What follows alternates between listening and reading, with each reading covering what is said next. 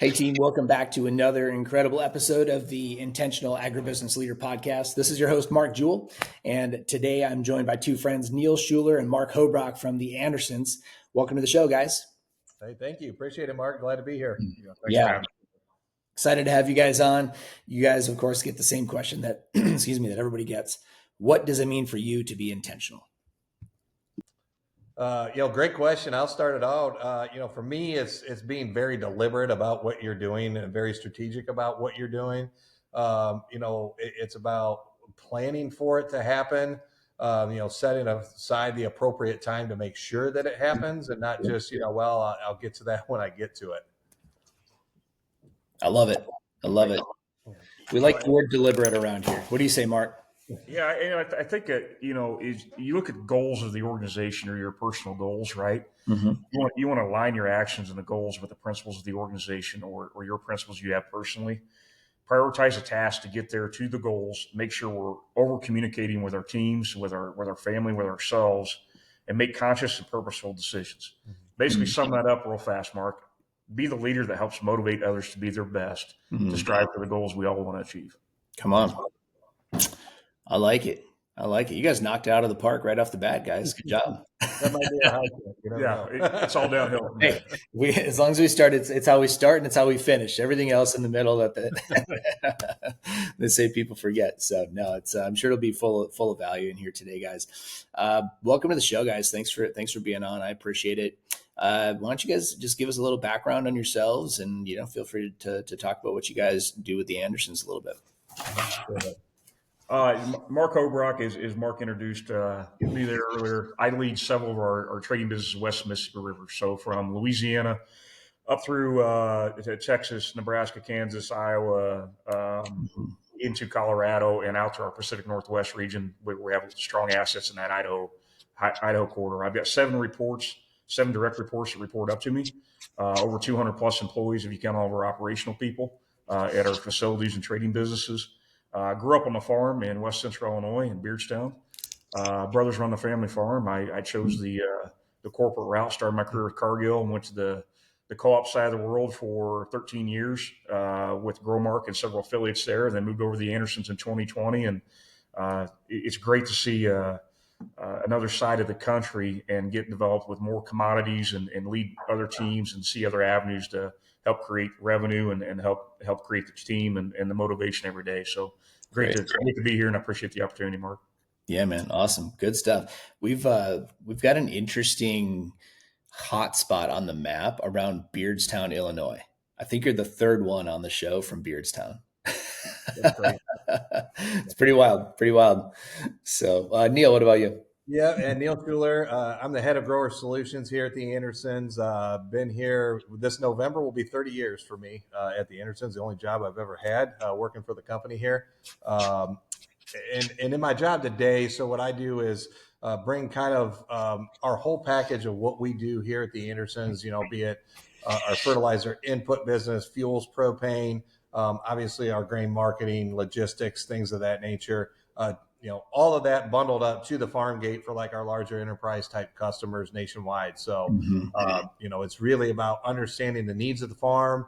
What is it that you're trying to solve for? What's the pain points that are, really, causing a problem at the farm? And we, get our team of experts around that to give you solutions to kind of navigate through that with our experience and our expertise, that really kind of spans the country at this point. So, yep, it's great. I grew up on a family farm as well, kind of in north central Ohio.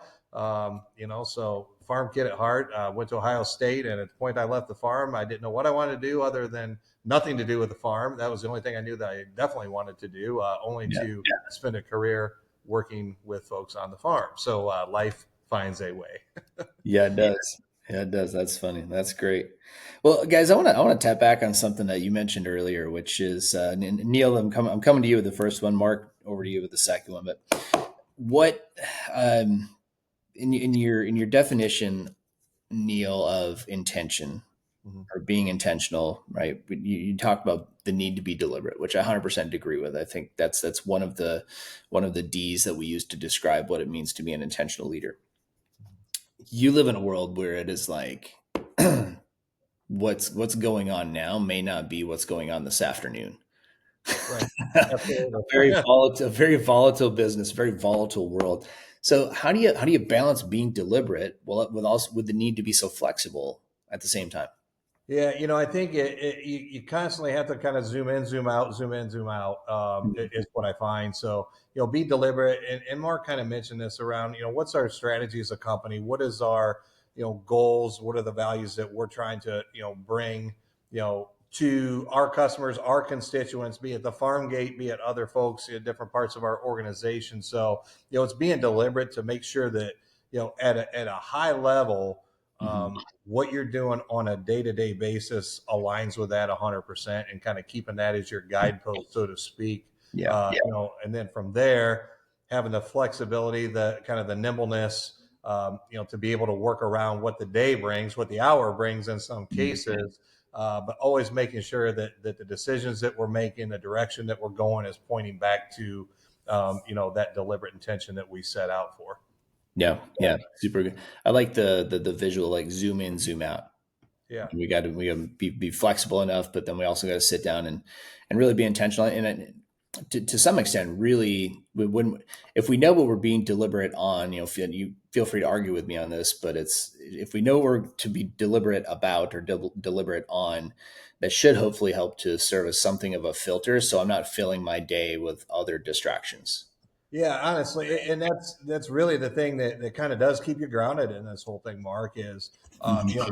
it's really really easy in the commodity space, to get wrapped up in the minutia and the details, and the headline, or the rhetoric that's going on, whatever the case may be. Planning pace, weather. There's 100 distractions, so it gets really really easy if you let it to get consumed by that stuff, and you're just at that point just chasing the next hot topic, or the next fire that's burning the hottest. So Yeah. having that ability to say, wait a minute, time out. What matters and what's important, and how do we need to structure to get there? Good. Good stuff, man. I love it. All right, Mark, I want to pop over to you. You talked about over communicating, and this is something I've found you. I've gotten to work with you guys as a client. This is something I find you to do very well. And again, you're in a very volatile space, and you got team all over the country. You got a lot of information and communication to handle. Seems like every time I look on Snapchat, you're getting on a jet to go somewhere. So, how do you like? How do you stay on top of communication, and how is like at what point is it too much? Right? Yeah, Like no, one of the piece of feedback we got from clients recently was like, man, we have too many reminder emails, too much coming from the momentum company, too much from you guys. And I'm like, didn't show up for the call. Like, and be on time. Otherwise I'm going to keep sending you more reminders. So how do you balance that?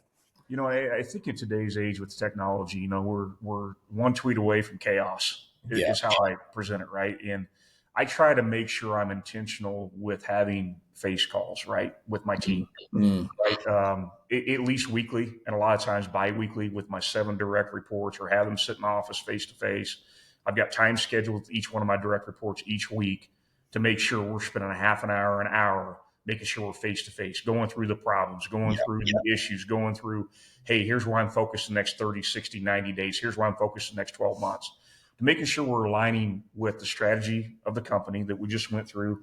We did 39 strategy meetings across the country here in Wow. the first quarter, right? Just to make sure that we're getting buy-in from the employees, making sure we're getting their questions asked, answered, and they might not like the answer, but they know the direction we're going to go. So I think when we talk about over communication, it's not text, it's not emails or Teams messages or IMs, right? It's face to face communication. I think that's where we get our best buy in Mm. from our operations people all the way up to our senior management leadership team. You have to have that face to face connection.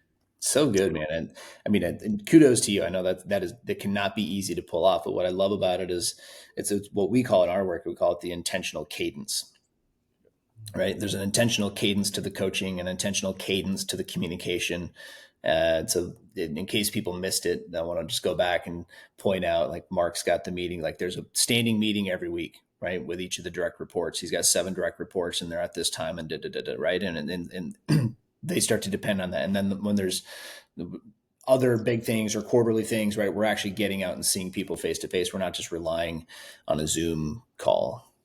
That's right. Right. And I think another thing that we do, and I think this is a takeaway for a lot of your leadership teams, right? A lot of your senior people, making sure you're having those leadership team meetings face to face. Okay, Hmm.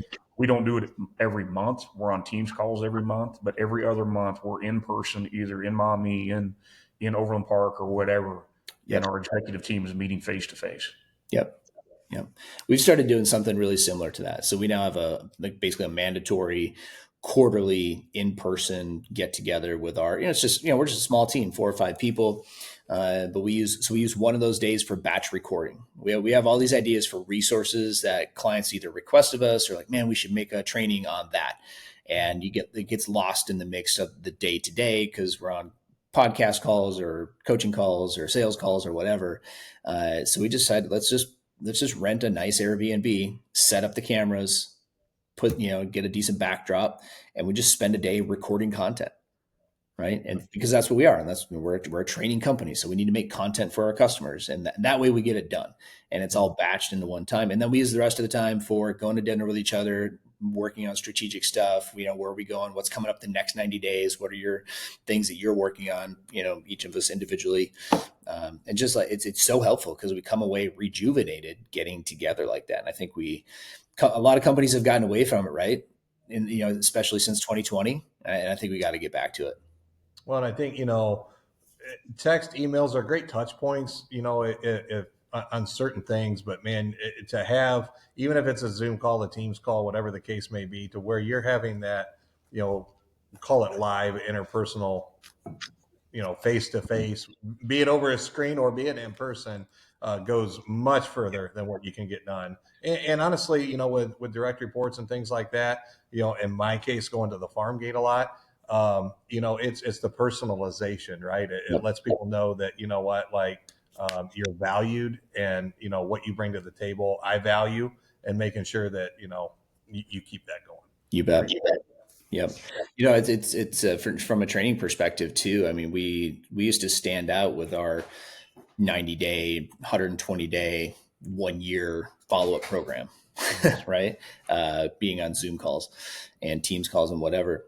But in today's day and age, pre 2020, that was a standout thing because nobody else was doing it. Now, post 2020, it's not that everybody else is doing coaching that way as a service provider, but they're not. But we're just mixed in with all the other Zoom calls that people have on a day to day, Mhm. right? So it's just like it becomes another call on the calendar. So one of the things we did with you guys when we were working with your sales guys or with the merchandisers is we went to 3 times a year that we got together, Mhm. right?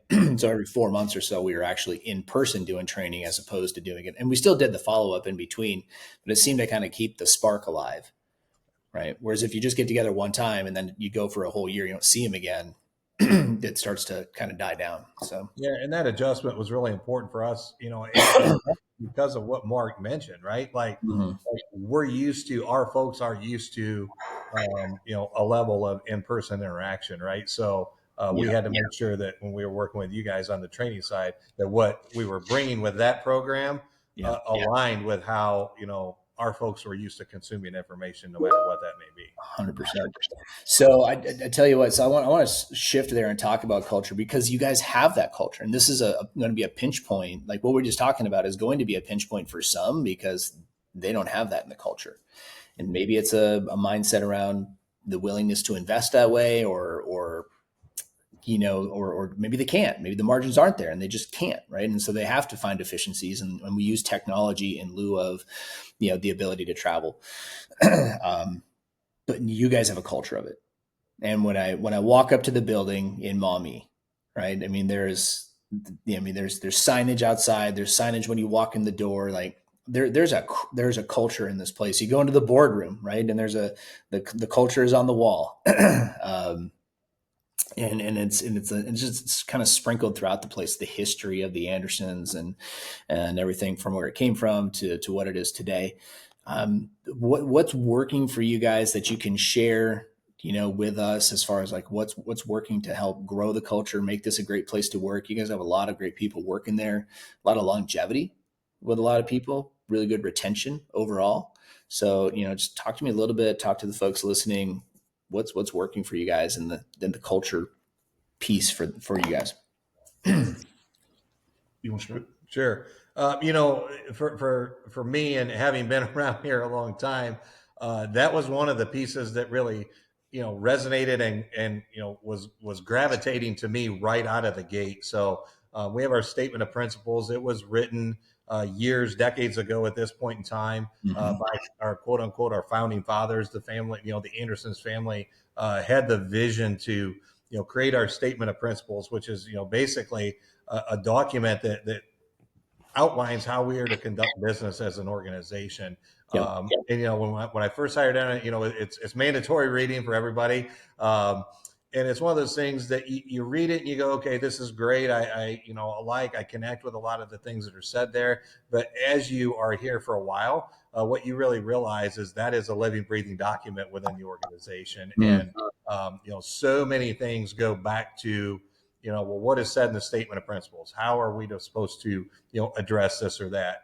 But above all, like the thing that makes it a living, breathing document, the thing that makes our culture hum is, from our CEO Bill Kruger down, you get to see that every single day within leadership. So it's not something that you read about in a paper bound document. It's something that you get to experience, starting with the leadership that permeates the organization. So if you don't have number one, kind of what is your culture? What do you want to be? What is that? What are the things that are important to you? If you don't have that defined, define it number one. But if you don't have leadership that's exhibiting that every single day, then it's going to be really, really hard. And that's what our people are really, really fortunate to be able to see Right. is that happening with leadership every single day. So it makes it easy to follow when your leaders are showing you the path. Yeah. Yeah. Good stuff. I love it, man. Mark, anything to add on that? Yeah, to the statement of principles we have, basically, it's serving our customers, right? That's key foremost. Without our customers, we're nothing. Mm. Okay, we got to make sure that we're engaging with our customers, finding the issues they have, trying to solve for them, and trying to create a better environment to help them prosper. Right. The second one is make sure we're empowering our employees. Right. Make sure we're connecting our employees. Make sure that work's work, but we have to connect with each employee, whether they're an operations employee running the grain dumps or they're on the executive leadership team. Absolutely. We have to connect with them outside the workplace, know their families, know what they like, know what their hobbies are, right? And connect with them on a personal level. It's just not work, right? You care about them personally. You want to see them develop and move forward. Okay. And I think the last thing I'll share with you is I think it's engagement, right? Make sure that we're spending time with our employees, getting the engagement, getting the buy-in from them, making sure we're listening to their issues and solving for them. Without employee engagement and serving our customers, this business doesn't exist. Yeah. To add to that, Mark, you kind of mentioned it too. Like you walk into our building and you see it everywhere. Whether you're a guest to our building, whether you walk in here every single day, and it's not just here. If you're at one of our grain elevators, if you're at a input retail location, somewhere, like that messaging is everywhere. So I think once you have that defined, you have to be transparent. It's got to be visual. Mm. People have to be reminded of that, and it's got to be forefront and in your face every single day. You can't have a culture that's written down somewhere and shoved in a file cabinet and expect people to gravitate around that. Like you have to have it, visible both in practice and in print every single day. You bet. Yeah, absolutely. How do you think this affects talent attraction, retention, those kind of things that you've gotten to work with or work on? You know, I think that's one of the first things we go through, right? Is what's our values, what's our principles, what's the strategy, right? Where's the overall company going? And I think we do a great job of sharing that communication across the entire sector. Mhm. Right. Our leadership team gets out, talks to the employees, right? You were making a joke earlier about, my travels and Yeah. I'm everywhere, right? But I think that's intentional for us to make sure we're connecting with every employee, Yeah. right? Greeting them by their first name, right? Mhm. That's important. When you have, we've got 2,700 employees, within the company. But I promise you, when Bill Kruger or Weston Heidi or myself or a lot of the senior execs are out, they know a lot of these people by the first name, greet them, shake their hand, thank them for what they're doing. Yeah. So I think the principles and having the the connection with the leadership team is actually driving our talent and helping us keep people here. I think the other thing, if you look at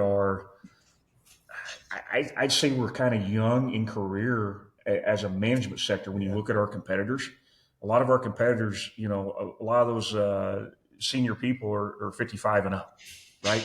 Yeah. We're more in that kind of, I'd say, 40 to 50-year-old people driving this business. I think we're able to adapt to change a little bit quicker than some of our competition. And as well as I do, the quicker we can adapt to change and get ahead of it, the better off we're all going to be. Mm-hmm.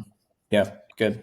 I think the other side of it too, and going back, not to keep going back to the same point, but like you come into any of our places for an interview, it's no secret like what our organization is about, what it is that we value, what are the things that we stand on. So it becomes pretty apparent very quickly to anybody who's interested in our organization, like is this on the surface a fit for me or not before you even get one layer deeper. And it allows us to, going back to kind of our statement of principles, like we know who the people are that we're looking for, what type of person, you know what I mean? And Yeah. skills are great. We're going to develop skills no matter what to suit, the needs that we have as an organization. Yep. But what it really comes down to is this a person who fits in our organization from a personality, from a their values, from their work ethic type thing. Those are the things that really are important to us. Is it's got to be the right fit, and then going through that kind of screen and through that litmus, both on a potential employee as well as on our end. I think that then leads to retention because you have the right person who values what we bring to the table and we value what they bring to the table. And thus it makes a pretty happy environment to be here and stay here. I've told you guys in the past in private conversations, I said, man, if the training business doesn't work out, I said, I'm going to give you a call because I like the culture. I like what goes on inside the Andersons. But I also just I like the entrepreneurial side of what you guys do. I mean, how important is that for someone coming in to work at the Andersons? I mean, how much is that valued versus, I mean, what's the combination of entrepreneurial drive, work ethic? I mean, it's a tough job. I mean, you got to be willing to get on the phones and hammer the phones and build the relationships and find ways to go and market what you guys can do for folks. But yeah, what's the mix? Like what do we look for when we're finding people? No, I think it's a great value. You mentioned the entrepreneurship, right? And if you look at the way our businesses are set up, each business is basically its own profit center, right? So we joke, but this is true. I mean, we eat what we kill, right? So all the guys are driven by their work ethic. It's not coming in at 9 and leaving at 5 and taking a 2-hour lunch to go figure stuff out, right? We're busy from the time we get here to the time we hang that phone up and leave, right?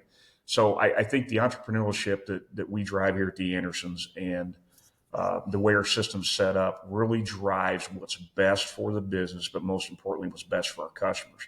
Whether that's finding new lanes in your regional deck, or it's saying, hey, I got an idea to trade this commodity on the East Coast versus the West Coast, right? Having that connection and being such a smaller size company where we just finished our annual merchant meeting, right? Where we had 220 merchants in the room, Yep. allowing those guys to connect and saying, hey, what's working in your business? Is there something I should be looking at, right? And sharing those details and figuring out, hey, this might be working in Kansas. Does it work in Illinois? Does it work in Ohio? And letting them guys collaborate and figure it out. We empower these guys to figure a lot of stuff out on their own, and they come to us and say, hey, we got an idea. I think that's where you look at a lot of our people. They come up with we might think it's a harebrained idea, but then we do a white paper on it. Then we start studying and saying, hey, what's the size of the prize? Take for example, our renewable diesel business, our renewable fats and oils business, right? Mm-hmm. That was a pie in the sky dream in 2020. And now they're trading over 2 billion pounds a year. Wow. Yeah. And I think, to pair off of that as well, those ideas and that entrepreneurial type mindset, that comes, across the board. So that's not, profit center managers or leadership getting in a room and, trying to solve and figure that out. It's from, the entry level person to our back office, accounting folks and finance teams. There's efficiency gains, there's ideas regardless of where you're at in the organization that can make us better. And everybody understands that they have a voice in that. And, it's not, and kudos to our leadership team, for fostering that type of an environment where, no matter who you are within the organization, if you've got an idea that's going to better the organization, bring it forward and it's going to be heard and discussed. So, Nice. it's a real open environment that way. And matter of fact, it's encouraged, right? Like we celebrate ideas. So it makes it pretty fun. I love it. So good, guys. Well, I want everybody to get a chance to know a little bit more about you guys' backgrounds. Not just background, but just what some of the things you've been through. So I want to get into some of our more personal questions here too today. Neil, why don't you kick us off with this? What's been the biggest challenge in your career that you've had to overcome? Uh, for me, it was, kind of learning and figuring out, how to lead well, and how to, get my teams to flourish. And, for me, it took a lot of years. In hindsight, I can look back on this now. You don't really realize it when it's happening. At least I didn't. But for me, it took a while for me to figure out that for the teams of people that I was leading to become more, I had to become less. And that's a real, kind of hard thing to figure out, because I think, there's so much, in book form and, things out there that says, the leader has to be the person out front and has to take all the weight and has to, make every decision and has to figure it all out and have all of the answers.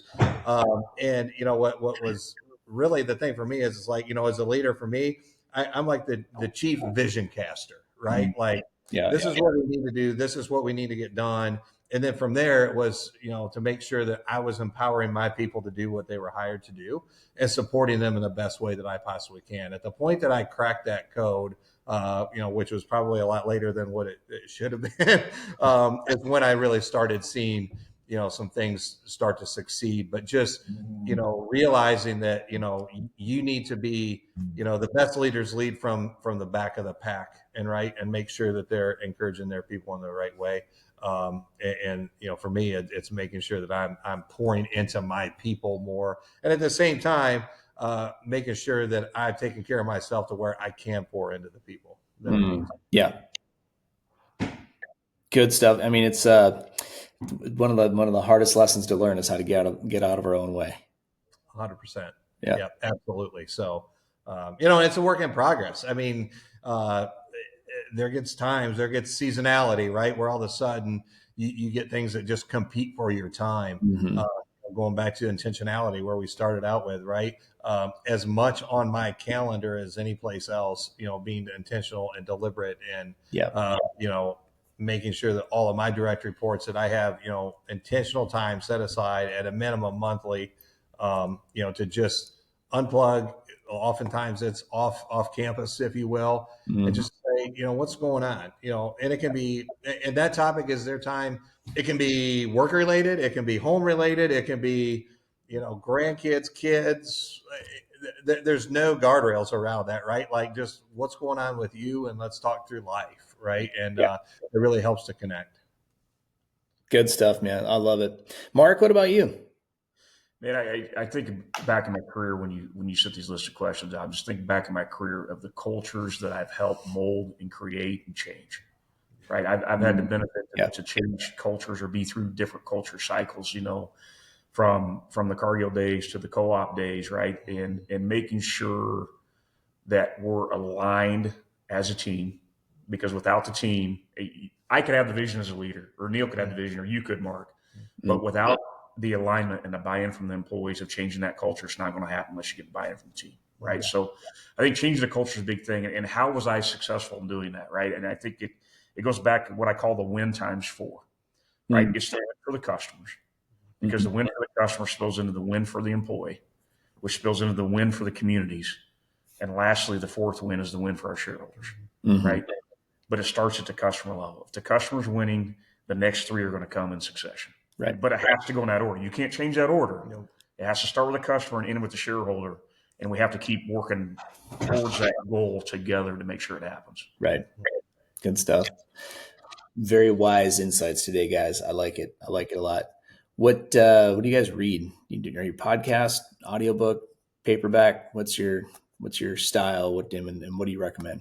I have podcasts. So, one of my, talk about taking care of myself. One of the things that I do, and I've been doing this for a while now, is, man, I'm on markets usually most of the open session during the day, and once it hits, call it 2:30 Eastern, and you've been kind of in the mix of that, I just take 20-30 minutes and go for a walk. Mm-hmm. Honestly, just to get out from behind my desk. Number one, kind of reset, get a little vitamin D in the day, and Yeah. oftentimes I'll pop in a podcast or something. And honestly, what I usually try to do there is something that's like not agricultural related, right? To just be Mm-hmm. able to call it hit the shocker pedals with my mind or my mindset Yeah. at that point in time, just to kind of get to a different spot, Yeah. sort of cleanse my soul. Sometimes it can be an audio book that I'm in the middle of, or if I'm driving from A to B, I'll hit a lot of that type of stuff just to listen to something in the car. But I also like to read, so Yep. there's some of that as well on the You got. plane. I think the podcast I tend to push on, right, is yours. I listen to your podcast when it comes out, right? I don't probably get it that day, but Yeah. sometime during that week when you come out, right, it's just Love it. good about how you're developing leaders and how you continue to push the status quo, Mm. right? And I really like what you bring to the table. I'll listen to Rogan a couple times a week. I'll listen to Tucker Carlson, right, and see what's going on in the world economics and what's shaping. Yep. One I try to get weekly is Peter Zayon, Mm. right? He brings a great message across. I mean, sometimes it gets a little off the wall, but I think he brings a great perspective as an economist on what's happening in the world. You bet. Book wise, I'll tell you, I love to read when I get time. I mean, anything Jocko Willink is Mm-hmm. great with extreme ownership, all that. I know Neil had that on his list too. Yep. I think one of the best books I read getting involved in the grain space and the leadership role. Actually, it's two books, right? It's Who Moved My Cheese by Spencer Johnson, Mm-hmm. right? That book was, I think, written in the late 90s, early 2000s. But that's a great message about change and culture and how to adapt to it. And I think that's relevant today. And I pick it up probably every 12 to 18 months and just skim back through it and reread a lot of that, right? Yep. Yep. And the second one that we use here on a daily basis is Traction Yeah. by Gino Wickman, right? And I think the traction process is making sure you delegate and make sure you have owners of each part of the traction piece of when you're going through a strategy and you're going to make some changes and change culture that has each team buying in and each person driving their teams to develop that traction. Good stuff. Yeah. I like Traction a lot too. That's been a big book for us. We're on the lookout for the integrator on our team. So good stuff, guys. I like it. I like it a lot. What's in the growth category for you guys in the coming year for you personally? Yeah, there's a lot going on, so we're, constantly looking, obviously, for the business standpoint, and trying to grow what we're doing here. For me, it's about, taking a little bit more time. My wife and I are now empty nesters for about the last 2 years. Mm-hmm. So we're trying to, as everybody who hits that milestone is, kind of, rediscovering life a little bit differently again. And so that's Yeah. kind of fun. So, pouring into that, that's definitely really important for me. Just growing and, always learning, trying to, find out new things, be it in the market, in the ag space, whatever. For me, growing, it's like taking the customer deck that we have and really trying to understand their operations better, trying to learn different things. It's just constant evolution for me. So it never really stops. It's not year dependent. I mean, that's kind of an ongoing thing always. Yeah. Yeah, I'm glad you mentioned the transitioning to the next phase of the career, because I think there's a lot of guys from listening to the show that are in that stage, right? Where we're going to the next stage, and it's kind of like, man, we've been the last 20 years have all been 25 years have been hustle, grind, take care of kids, do all the things, and now we're staring at the next 20, and it's just us. Yeah, different, you know what I mean? But it's good. It's been great, and but you got to figure it out again. I mean, it's different. I will say it's different, but it's good. It's been great, and been fun to kind of go down that path for sure. Yep, for sure. Good. What about you, Mark? I think on the growth side, talk about the professional side of the business. It's developing younger talent. right? I don't care if it's a merchant training or it's an associate merchant or it's a PCM or it's a director up to vice president, right? It's grooming them and teaching them things that you've learned throughout your career, right? I've been pretty fortunate here, my time at the Andersons, 5 years, Yep. being involved in 17 different profit centers, right? And that has me running across the country. Yep. So we'll Wow. get on the personal side of it here in a bit, but I just think trying to mold people and it's good to have a, a balanced team where everybody brings a different set of culture and values to that. And that's what makes Yeah. great teams. But it's making sure we're embracing a different vision or a different issue and how we solve for it.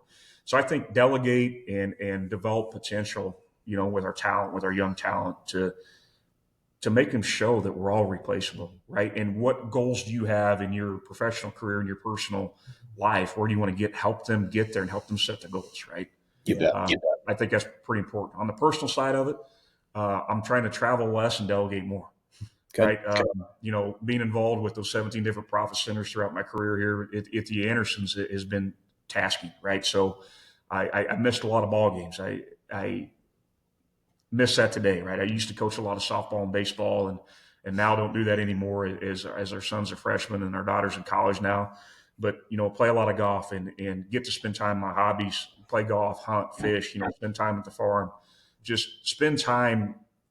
Basically, I would say getting away from the day to day nuances and spending time with family and focus on the hobbies and just kind of unwind in this busy, crazy business we're involved in every day. Yeah. Beautiful. I love it. Yeah, good for you guys. Both of you on that front. I mean, love to I'd love to make this the one of the cornerstone conversations. Whether it's in this podcast or just in the industry. Just seems like as an industry, it's become so much about the grind.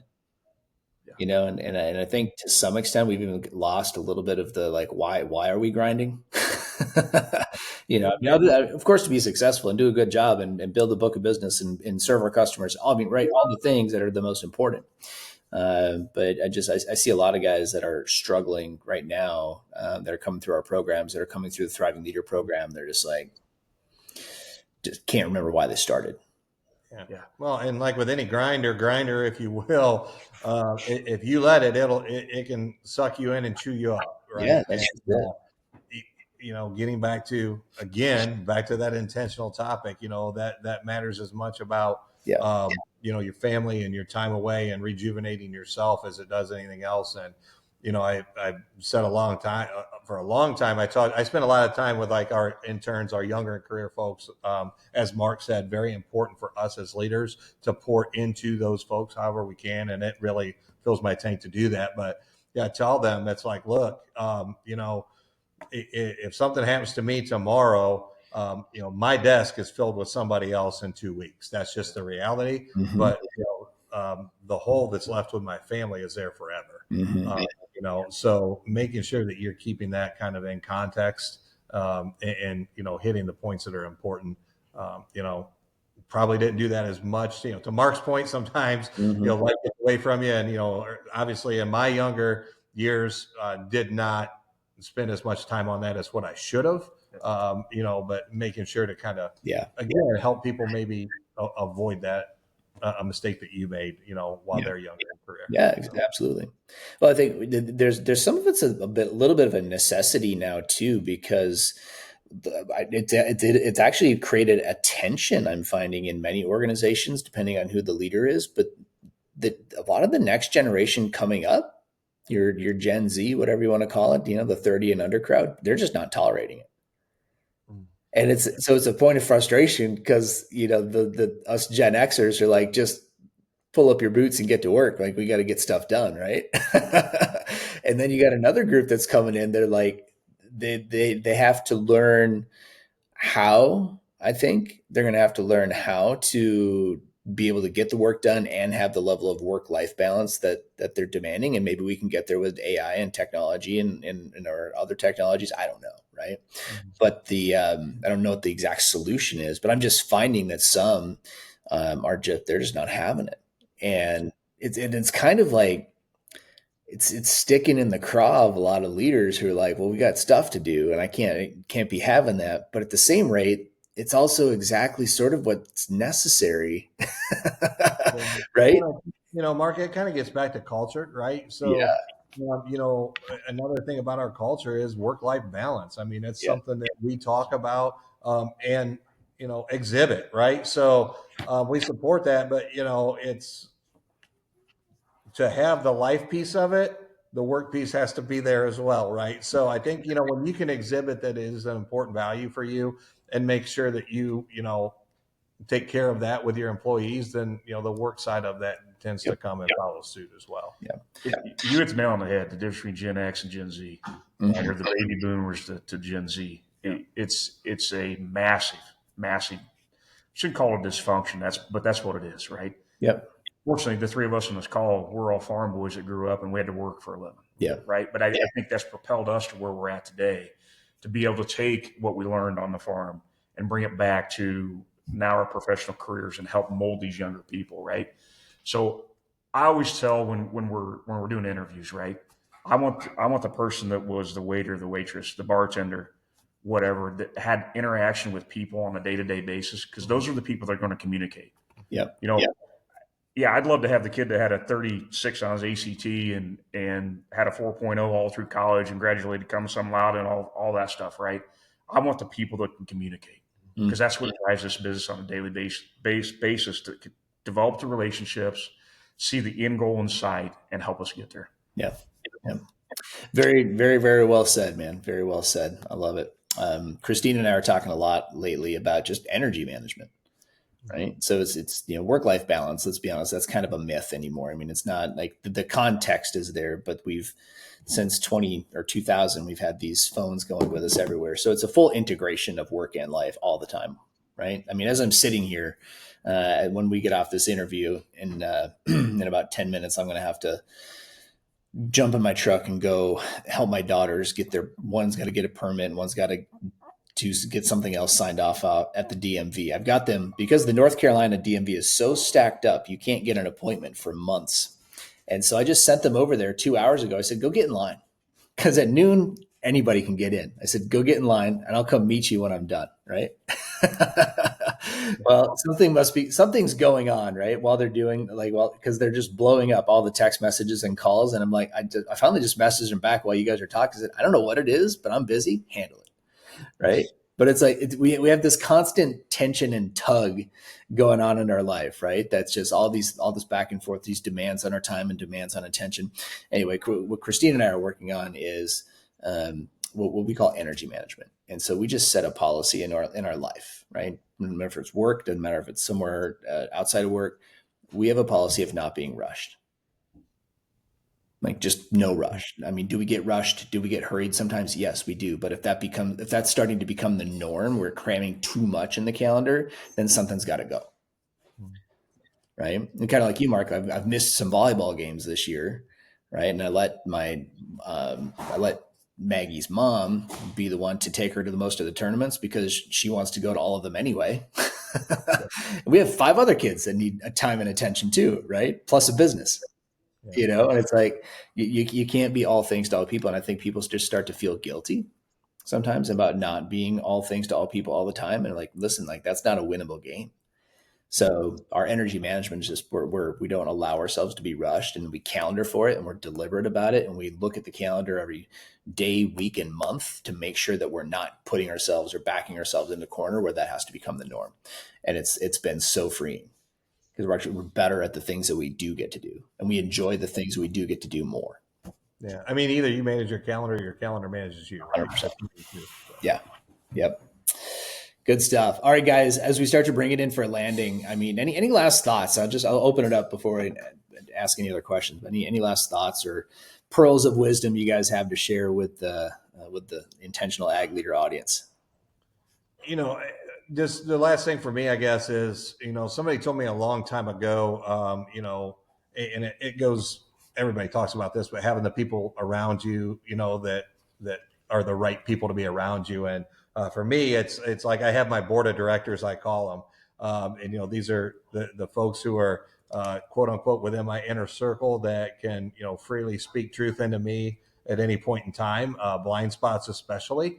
But it's really like making sure that you have folks that are truth tellers around you, and making Mm. sure that, you give them space to be able to talk into your life, be it on the work side, be it outside of work. I have people from both on my board of directors, but making sure you got people around you that can keep you kind of level grounded and accountable to all the things that we've talked about today. Right? It's great to talk about it. It's awesome to be well intentioned. I think everybody is, but life finds a way if you let it. So just make sure that you have some folks around you that you trust and can really help you out and help you on the way, because it takes a team.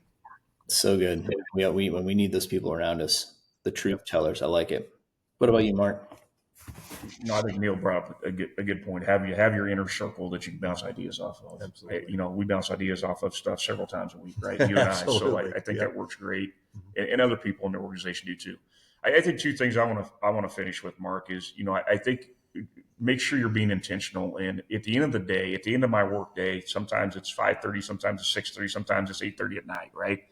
Just depending on where I'm at in the in the world, but make sure you're writing down the task that you want to get done the next day, right? Mm-hmm. So at the end of the day, I write down in my little notebook of 3 to 5 tasks I know I need to get done and focus on the next day. Mm-hmm. And with that, I'm usually up 5:30, 5:45 in the morning, right? And I get up, take a shower, and I'll start answering emails at that time, because that hour from 6 to 7 before I get in the office, I really lets me focus and lets me start my day and start on them tasks that I had from the day before to really focus. And this is what I need to get done. This one I need to get done this day, this week, this month, and focus on my 30, 60, 90-day goals. So Mm-hmm. making sure you're writing those tasks down.